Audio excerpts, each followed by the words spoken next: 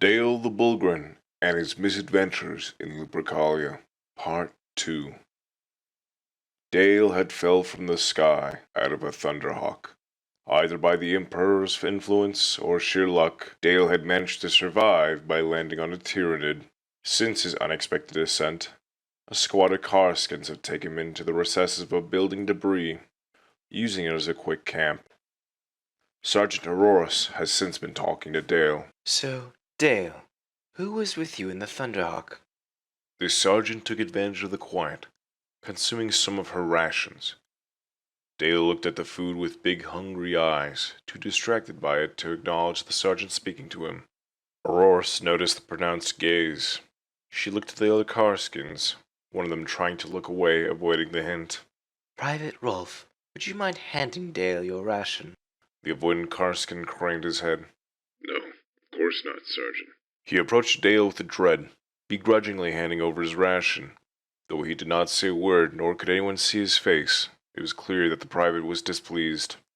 Though it was made to feed hungry soldiers across the Imperium and keep them full, it left much to be desired for Bullgryn.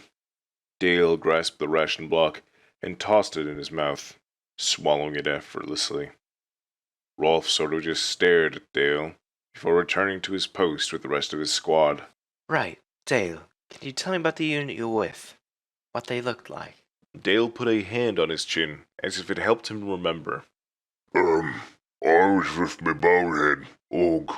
One, Gomsha, Dallas, and some Marines in termite armor or something.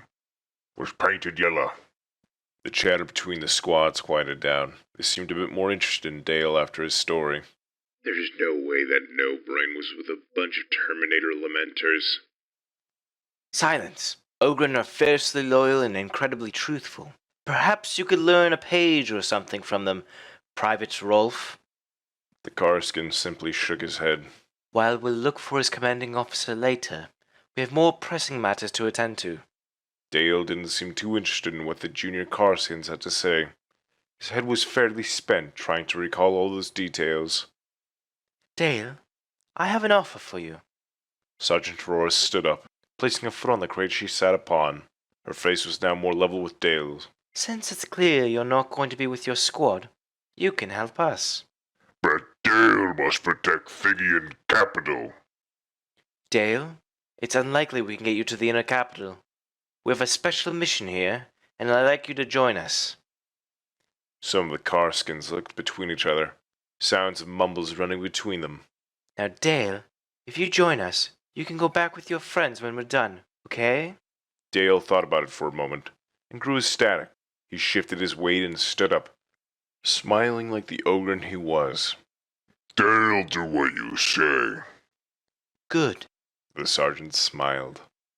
It was not long after the Karskins began mobilizing, all of them moving and bustling about, readying equipment Dale could only ever hope to understand. It was only then when the Bullgryn noticed the strange corpses strewn about the room, with even stranger clothes. Robes that didn't have an imperial insignia.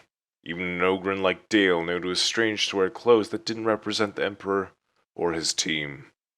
Dale, this way. Sergeant Auroras led the Bullgryn down a long staircase. It was a little bit dark, but Dale didn't seem to make as much of a fuss about the cramped spaces as his comrades did. Eventually Dale and the Karskin squad entered a large service tunnel from the staircase. It was eerily silent, as if none of the Tyranids had managed to break into it. It was in the shape of a semicircle, with a base road for vehicles to transport themselves through, and an elevated walkway that kept to the sides.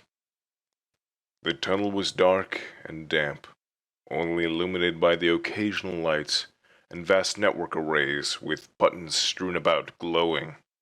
Dale had been assigned to take point with Rolf, and then the Bullgryn found himself entering the fray once more.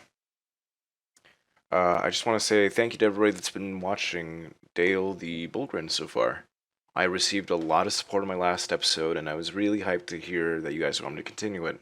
I know this episode was a bit shorter than the first, but I think the next few episodes are going to be a bit longer, and they're going to have a bit more material to them.